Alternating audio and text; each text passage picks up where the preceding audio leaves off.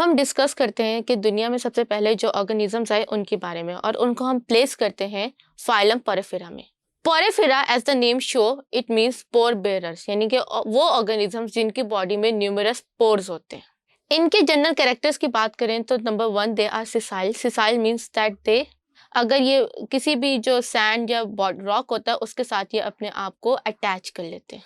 फिर ये पानी के अंदर मोस्टली होता है, और ये कौन से पानी में होते हैं? सी वाटर के अंदर होता है। और इनका साइज जो होता है वो few millimetres to 1 metre long होता है। आपने अक्सर साइकॉन वगैरह, स्पंजिस वगैरह देखे होंगे कि वो जो होते हैं ये आपके जो है एक जगह पड़े रहते हैं, और इनमें से कुछ बहुत छोटे होते हैं जो कि नज़र नहीं आ सकते, और कुछ जो होता है वो ईजिली आप उन्हें जो है वो ऑब्जर्व कर सकते हैं और ईजिली उन्हें स्पॉट कर सकते हैं। अगर हम इनकी बॉडी की बात करें तो इनकी बॉडी के अंदर जो होता है वो 3 मेजर टिश्यू लेयर्स होती हैं।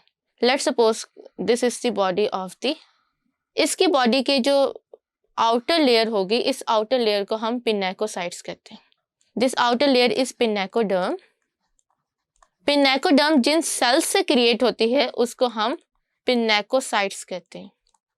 ये पिनेकोसाइट्स जो होते हैं ये आपकी इसकी बॉडी का स्केलेटन, इसकी बॉडी की आउटर मोस्ट लेयर क्रिएट करते हैं, और इनके अंदर जो होते हैं ये सर्टन पोर्स क्रिएट होते हैं जो कि ऑर्गेनिजम्स के अंदर वाटर जो होता है वो अंदर लेकर आ रहे होते हैं। उसके बाद यहाँ पे जो सर्टन एक जेली लाइक लेयर होती है जिसको हम कहते हैं mesoglea. Second layer is known as mesoglea. ये मेसोग्लिया के अंदर जो होता है ये अमीबॉइड सेल्स होते हैं। Amoeboid cells means as the name show कि ये सेल्स जो होते हैं ये मूविंग होते हैं। ये इसकी रिप्रोडक्शन, फूड स्टोरेज और ट्रांसपोर्टेशन में हेल्प कर रहे होते हैं। फिर इसके जो इनर मोस्ट होते हैं जो कि इसकी ओपनिंग कैविटी के साथ प्रेजेंट होते हैं, इनको हम क्वेनोसाइट्स कहते हैं। क्वेनोसाइट्स का अगर मैं स्ट्रक्चर यहाँ पे ड्रॉ करूँ तो आपको नजर आएगा कि ये सेल होता है, उसके एंड पे कॉलर होता है और उस कॉलर के साथ लॉन्ग फ्लैजिला होता है। अब ये जो होते हैं ये इसकी इंटरनल लाइनिंग को, यानी कि ये सारी जो इंटरनल लाइनिंग है, this will be line with the choanocytes.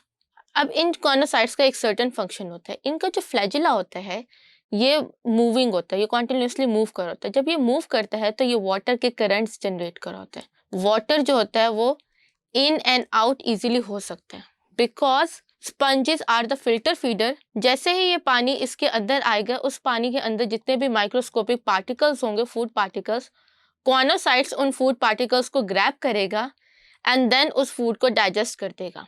और डाइजेस्ट करने के बाद जो उसके एक्सक्रीटरी मटेरियल, यानी कि जो उसका एक्सक्रीटरी मटेरियल होगा, वो वापस इस पानी के अंदर डाल देगा।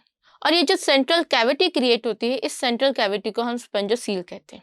और फिर उसके बाद जो आउटर मोस्ट लेयर होती है, उस आउटर मोस्ट लेयर पिनेकोडर्म के अंदर भी सर्टन पोर्स प्रोड्यूस होते हैं, जिसकी वजह से जो होता है वो पानी अंदर एंटर होता है और इसके थ्रू जो होता है वो पानी बाहर चला जाता है। सो अगर आप देखें तो इनकी पूरी बॉडी जो है वो डिपेंडेंट है ऑन द वाटर। जितना ज़्यादा पानी आएगा उसी के थ्रू जो है वो ऑक्सीजन आएगी, उसी के थ्रू जो होगी वो फूड आएगी। क्योंकि ये अपनी जगह पे सिसाइल होते हैं, यानी कि मूव नहीं कर रहे होते, तो सारा कुछ जो होता है ये टोटली डिपेंडेंट होता है ऑन द करंट या ऑन द वाटर। फिर अब हम बात करते हैं इसकी रिप्रोडक्शन की। इसकी रिप्रोडक्शन 2 तरीक़ों से होती है। पहले जो होते हैं वो बडिंग, जिसे हम जेम्यूल्स कहते हैं।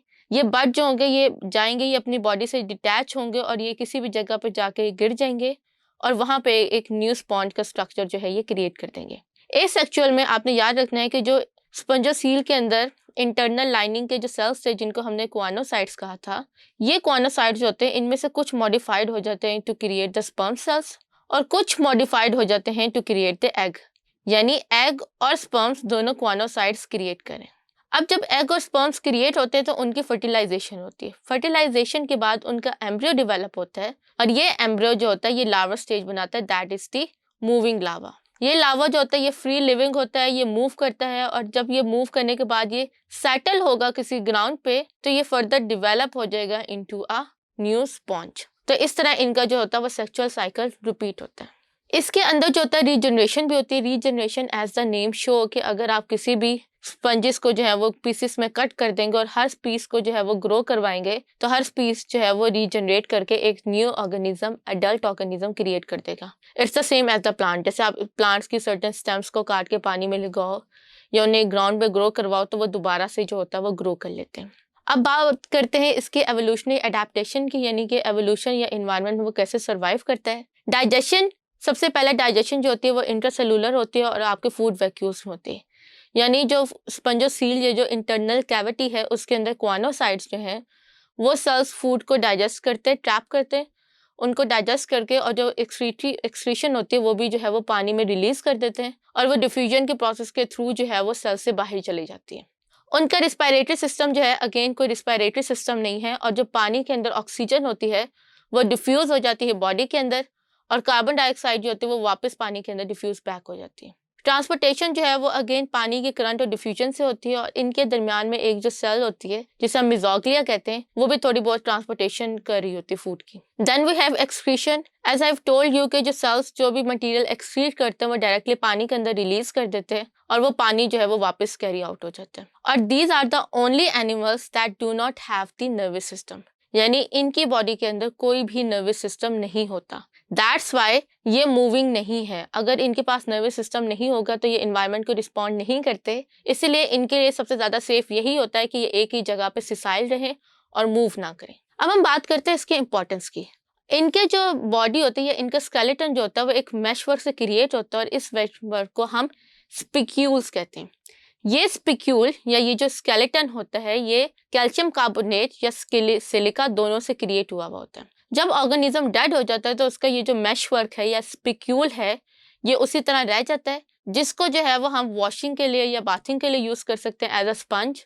फिर इसको हम जो है वो सर्जिकल ऑपरेशन में यूज करते हैं, क्योंकि इसके अंदर एबिलिटी होती है कि ये बहुत ज्यादा ब्लड को या चीजों को एब्जॉर्ब कर लेता है, तो दैट्स वाई ये ब्लड को जो है ये बहुत ज्यादा बहने नहीं देता। फिर क्योंकि जो इसका स्पिक्यूल या इसका स्केलेटन जो है वो मैश वर्क है, तो इसके अंदर जो होता है वो एबिलिटी होती है कि वो एब्जॉर्ब कर ले साउंड को। तो आपने देखा होगा कि स्टूडियोज में या बिल्डिंग्स जिनके अंदर आप चाहें कि साउंड ना आए, उनके अंदर जो होता है इसके मोटे मोटे मैट्स जो होते हैं वो क्रिएट किए जाते हैं, जिसकी वजह से वो साउंड को एब्जॉर्ब करते हैं और साउंड जो होता है वो अपनी एरिया से बाहर नहीं जाता।